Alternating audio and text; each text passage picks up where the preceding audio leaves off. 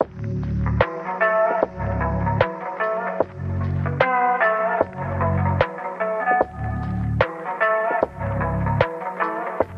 नमस्कार दोस्तों, आप हैं रूबल कनेक्ट में देव के साथ। आज मैं बात करने वाला हूँ एक ऐसे आदमी के बारे में जो किसी पहचान का मोहताज नहीं है। उनका नाम है आनंद कुमार। आनंद कुमार का नाम देश में ही नहीं बल्कि इनके नाम के चर्चे तो विदेश में भी होते हैं।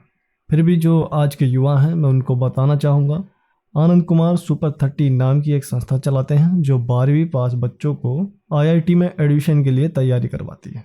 वैसे हमारे देश के विभिन्न शहरों में ऐसे लाखों कोचिंग संस्थान हैं जो IIT की तैयारी करवाते हैं, लेकिन आज पूरी दुनिया के जुबां पर सुपर 30 का ही नाम क्यों?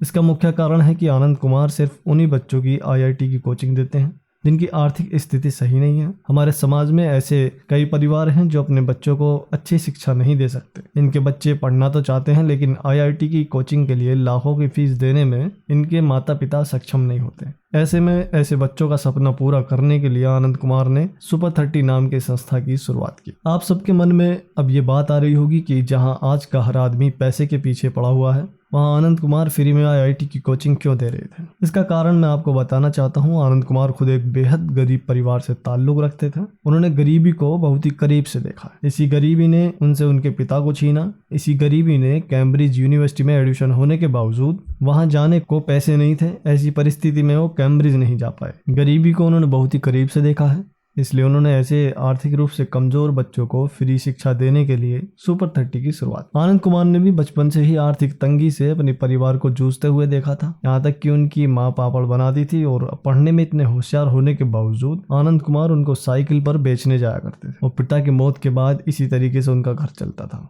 आनंद कुमार का जन्म 1 जनवरी 1973 पटना में एक साधारण परिवार में हुआ। आनंद कुमार के पिता का नाम राजेंद्र प्रसाद तथा माता का नाम जयंती देवी था। आनंद कुमार का एक छोटा भाई भी है, उनका नाम प्रणव कुमार है। आनंद कुमार के पिता पटना में ही एक डाकघर में पोस्टमैन थे। घर में वो अकेला कमाने वाले थे। आनंद कुमार का परिवार बहुत ही साधारण परिवार था। आनंद सर बचपन से ही पढ़ने में बहुत ही होशियार थे। घर में एक मात्र पिता की ही कमाई थी, जिस वजह से आनंद कुमार ने 10वीं तथा 12वीं की पढ़ाई पटना के ही निजी स्कूल सरकारी स्कूल से पूरी की। बचपन से आनंद कुमार को मैथ सब्जेक्ट में बहुत ज़्यादा रुचि थी और गणित के सवालों को एक ही नहीं एक से ज़्यादा तरीके से सोल्व करने की कोशिश करते थे और उनका अथक प्रयास के बाद वे सफल हो जाया करते थे। आनंद कुमार से अपनी 10वीं पटना के ही एक सरकारी स्कूल से पूरी की। उसके बाद उन्होंने पटना यूनिवर्सिटी के BN कॉलेज में एडमिशन ले लिया। यहाँ से उन्होंने इंटर की पढ़ाई पूरी की। आनंद कुमार के सपने बड़े थे, उसके पीछे वो भाग भाग कर अपने सपनों को पूरा करने का एक ही रास्ता उन्हें नजर आया, वो था मैथमेटिक्स। कुछ अच्छा करने का मैथमेटिक्स में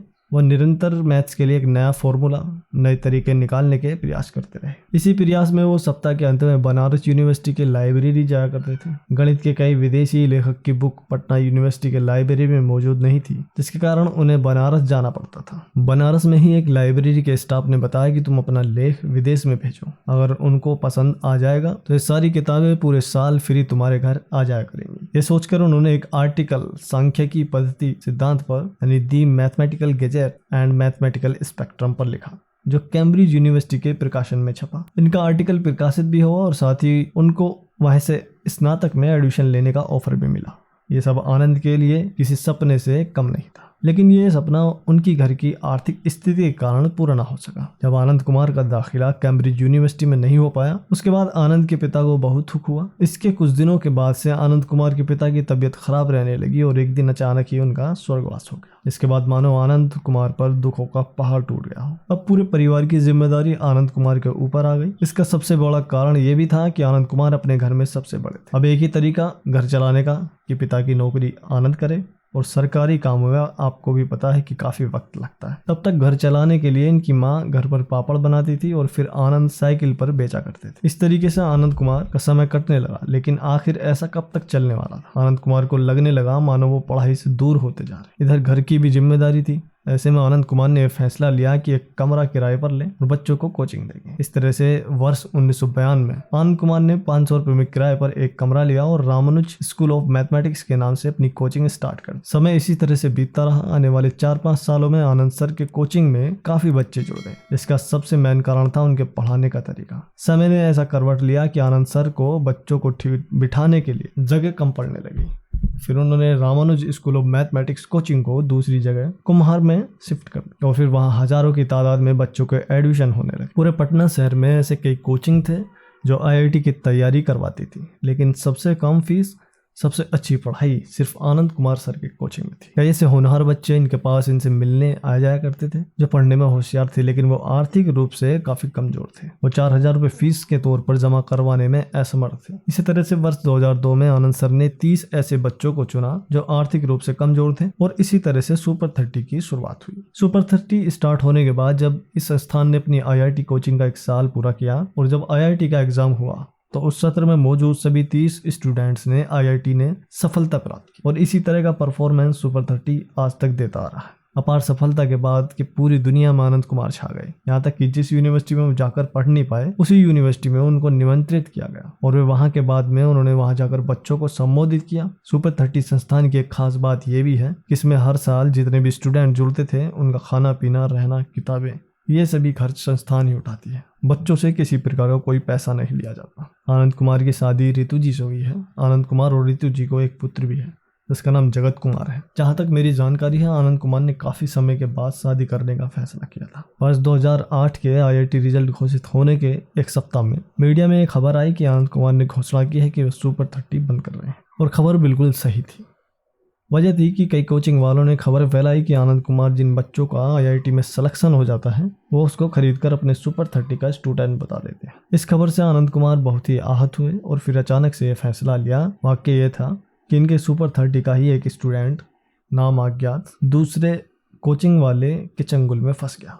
मीडिया में कहा कि वो आनंद कुमार के पास नहीं पढ़ा। बाद में जब लड़के को पूरे बात का पता चला तो उसने आनंद सर से कहा कि अगर वो संस्थान को वापस चालू नहीं करेंगे तो भी आईआईटी में एडमिशन नहीं लेगा। उसको निरंतर अपनी गलती का एहसास हो गया था और फिर उस समय टाइम से अभी तक संस्था निरंतर रूप से चालू है। इस घटना के बाद आनंद सर सभी 30 सिलेक्टेड बच्चों का डाटा मीडिया में जमा करवा देते हैं ताकि आईआईटी का रिजल्ट आने के बाद इस बात का सत्यापन हो पाए और 2008 के बाद जब भी आईआईटी का रिजल्ट आता है तो आनंद सर मीडिया के सामने ही सभी बच्चों को मिलवाते हैं। मार्च 2009 में सुपर 30 पर 1 घंटे का कार्यक्रम डिस्कवरी चैनल द्वारा प्रसारित किया गया था। शिक्षण के क्षेत्र में उनके असाधारण काम की कहानी दी न्यूयॉर्क टाइम्स के लेख में प्रस्तुत की गई थी। प्रसिद्धि मिलने के तुरंत बाद वह मिस जापान नोरिका फुजीवाड़ा द्वारा आयोजित एक वृत्त चित्र में दिखाई दिए जो उन्हें कवर करने के लिए पटना आई थी। प्रत्येक साल के जून या जुलाई महीने में सुपर 30 में एडमिशन का ऑनलाइन फॉर्म आता है जो कि आप सुपर 30 के ऑफिशियल वेबसाइट से डाउनलोड कर सकते हैं। फॉर्म अप्लाई के बाद इसका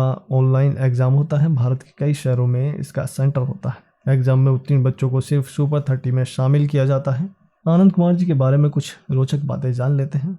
मार्च 2009 में सुपर 30 पर 1 घंटे का कार्यक्रम डिस्कवरी चैनल द्वारा प्रसारित किया गया था। वंचित लोगों को मुफ्त कोचिंग प्रदान करने के लिए उनका नाम लिम्का बुक ऑफ रिकॉर्ड्स में दर्ज किया गया। वर्ष 2010 में बिहार सरकार ने उन्हें शीर्ष पुरस्कार मौलाना अबुल कलाम आज़ाद शिक्षा पुरस्कार से सम्मानित किया। उसी वर्ष टाइम पत्रिका ने सर्वश्रेष्ठ एशिया की सूची में सुपर 30 को शामिल किया।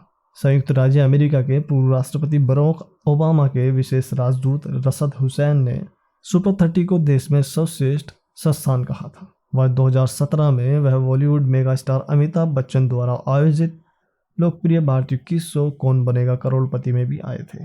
अल जजीरा ने आनंद कुमार और उनके सुपर 30 कोचिंग सेंटर पर एक डॉक्यूमेंट्री फिल्म भी बनाई है। करीब छात्रों की उपलब्धियों के कारण काउंटडाउन विश्वविद्यालय ने उन्हें दिसंबर 2014 में मानद डॉक्टरेट ऑफ साइंस की उपाधि से सम्मानित किया है। 2010 में एस रामानुजन पुरस्कार से सम्मानित किया गया। दोस्तों, आपको ये वीडियो कैसी लगी हमें कमेंट सेक्शन में बताएं। तो इसी के साथ मैं आपसे विदा लेना चाहूँगा। वीडियो अच्छा लगा हो तो वीडियो को लाइक, कमेंट और शेयर करें। धन्यवाद।